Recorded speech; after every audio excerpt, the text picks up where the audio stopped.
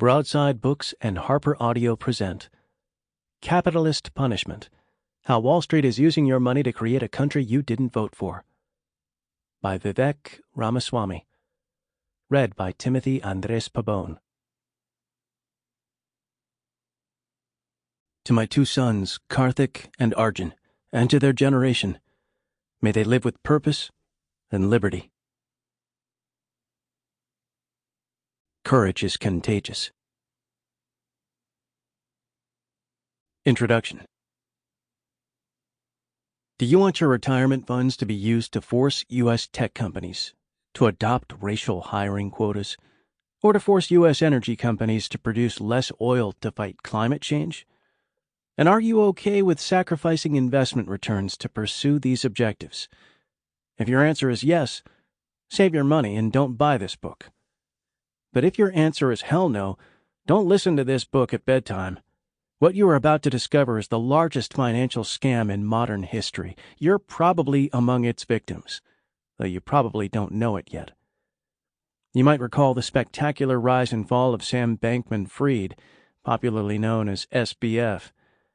The 30-year-old rapidly built FTX, his Bahamas-based cryptocurrency exchange, into one of the largest financial empires in the world. His net worth in early 2022 exceeded $20 billion. The young man was described as the John Pierpont Morgan of our time, America's next Warren Buffett. His was also the leading voice in Washington, D.C., for the so-called responsible regulation of the cryptocurrency sector. He donated tens of millions of dollars to Democratic candidates in 2022, while pledging over $1 billion in years to come. Perhaps owing to these acts, a prominent ESG, environmental, social, and governance ratings firm, assigned a higher leadership and governance score to FTX than it did to ExxonMobil. Months later, FTX declared bankruptcy after more than $8 billion in customer funds went missing, after it came to light that SBF had siphoned those funds away to another hedge fund that he separately owned. He's not one of us, Wall Street insiders would have you believe.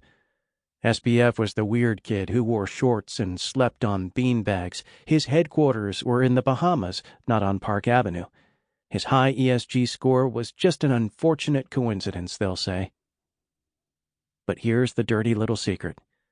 SBF wasn't an exception to the rule, but an embodiment of it. SBF is probably going to prison, but the most elite practitioners of the game won't.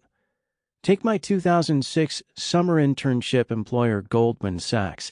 It was one of many Wall Street firms that sold complex mortgage-backed securities to investors that turned out to be worthless. One trader who worked there back when I did was a 28-year-old by the name of Fabrice Tor, who liked to refer to himself as Fabulous Fab. His emails revealed what many suspected at that time, that Goldman's bankers knew they were selling worthless securities, but continued to do it anyway. He boasted in June 2007 about selling abacus bonds to widow and orphans. He quipped, "More and more leverage in the system. The whole building is about to collapse any time now. Only potential survivor, the Fabulous Fab, standing in the middle of all these complex, highly leveraged, exotic trades he created, without necessarily understanding all of the implications of those monstrosities." Well, the house did collapse, and it triggered the largest recession since the Great Depression. The stock market lost trillions of dollars in value, wiping out the savings of millions of Americans. The ensuing financial crisis cost the less genteel Wall Street firms such as Bear Stearns and Lehman Brothers their very existence. That would have almost certainly been Goldman's fate, too, except for a notable non-coincidence. Goldman's most recent CEO, Henry Hank Paulson, was the U.S. Treasury Secretary at the time.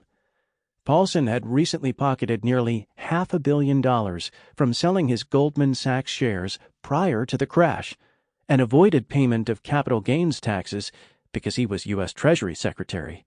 Yes, that's legal if you're a senior government official. His position was what enabled him to use taxpayer money to bail out Goldman Sachs, too. Fool me once, shame on you. Fool me twice, shame on me. Sample complete. Ready to continue?